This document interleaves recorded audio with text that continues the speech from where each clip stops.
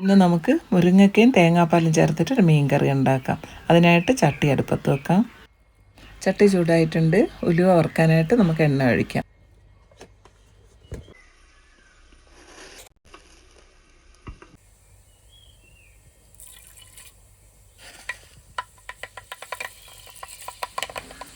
ഉലുവ പൊട്ടിയിട്ടുണ്ട്. ഇനി നമുക്കിതിലേക്ക് ചെറിയ ഉള്ളി ചതച്ചതും പച്ചമുളകും ഇടാം.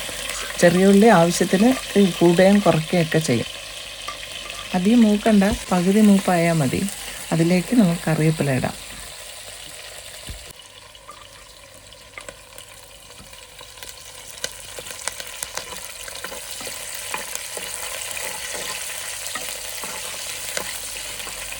ഇനി ഇതിലേക്ക് കട്ട് ചെയ്ത് വെച്ച മുരിങ്ങയൊക്കെ ഇടാം. ഞാൻ കുറച്ച് കൂടുതൽ എടുത്തിട്ടുണ്ട്.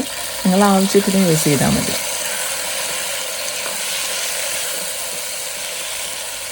ഇനി ഇതിലേക്ക് ആവശ്യത്തിന് മഞ്ഞൾപ്പൊടിയും കല്ലുപ്പും ചേർക്കാം.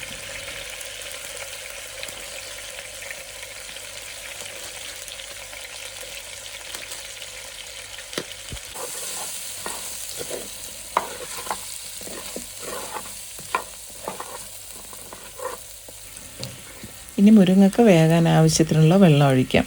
അത് ഒരുപാട് കൂടുതലൊന്നും ഒഴിക്കണ്ട. ഒരു മുരിങ്ങയ്ക്ക മുങ്ങിക്കിടക്കുന്ന രീതിയിൽ ഒഴിച്ചാൽ മതി.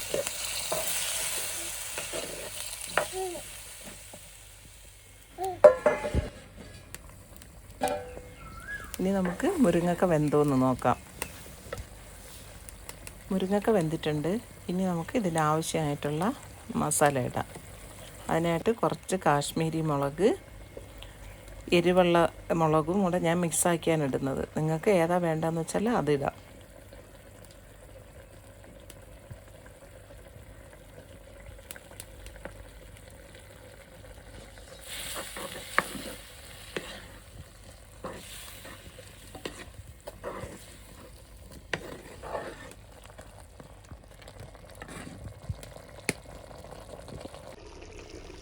മുരിങ്ങക്കയുടെ കൂട്ട് തിളച്ചിട്ടുണ്ട്. ഇതിലേക്ക് നമ്മൾ പുഴിഞ്ഞ് വെച്ചിരിക്കുന്ന പുളിവെള്ളം ഒഴിക്കാം.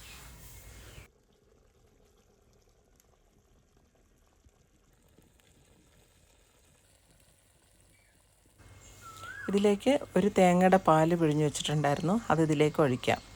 ഒഴിച്ച് നന്നായിട്ടൊന്ന് മിക്സ് ചെയ്ത് കൊടുക്കുക.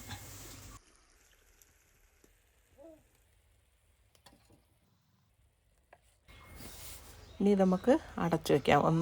പകുതി തിളച്ച് വരട്ടെ. ഞാൻ ഇതിലേക്ക് കുറച്ചുകൂടി മുളക് പൊടി ഇടയാണ്. ആദ്യം ഇട്ടത് കുറച്ച് കുറവായിപ്പോയി. ഇപ്പോൾ കുറച്ചുകൂടെ നമുക്ക് നോക്കിയിട്ട് ആവശ്യത്തിന് വേണ്ടി ഇടാം. ഇതൊന്ന് അടച്ചു വെച്ചിട്ട് നന്നായിട്ട് തിളപ്പിച്ചെടുക്കാം.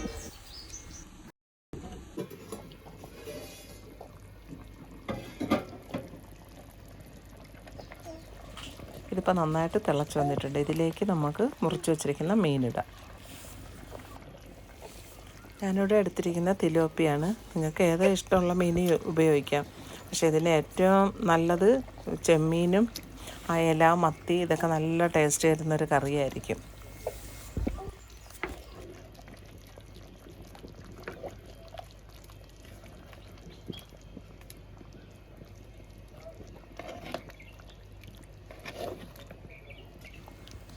ഇനി കുറച്ച് കറിവേപ്പിലയും കൂടി ഇതിൻ്റെ മുകളിലിട്ട് കൊടുത്തിട്ട് നമുക്ക് അടച്ചു വെച്ച് വേവിക്കാം.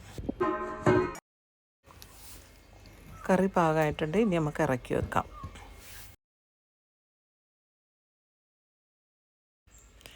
കറി റെഡിയായിട്ടുണ്ട്. ഇനി നമുക്കിത് സെർവിങ് പ്ലേറ്റിലേക്ക് മാറ്റാം. പിന്നെ ഞാനിതിൽ മുരിങ്ങയ്ക്ക കൂടുതൽ യൂസ് ചെയ്തു എന്ന് പറഞ്ഞിട്ട് നിങ്ങൾ ഇത്ര തന്നെ എടുക്കണമെന്നൊന്നുമില്ല. ആവശ്യത്തിന് എടുക്കുക. എനിക്കിത് നല്ല ഇഷ്ടമുള്ളതുകൊണ്ടാണ് ഞാൻ കൂടുതൽ മുരിങ്ങയ്ക്ക ഇതിലിട്ടത്. ഈ കറി നിങ്ങളെല്ലാവരും ഉണ്ടാക്കി നോക്കുക. നിങ്ങൾക്കത് ഇഷ്ടപ്പെട്ടാൽ, ഈ വീഡിയോ ഇഷ്ടപ്പെടുകയാണെങ്കിൽ സബ്സ്ക്രൈബും ചെയ്യണം, കമൻറ്റും അറിയിക്കണേ. ഇനി അടുത്ത വീഡിയോയിൽ കാണാം.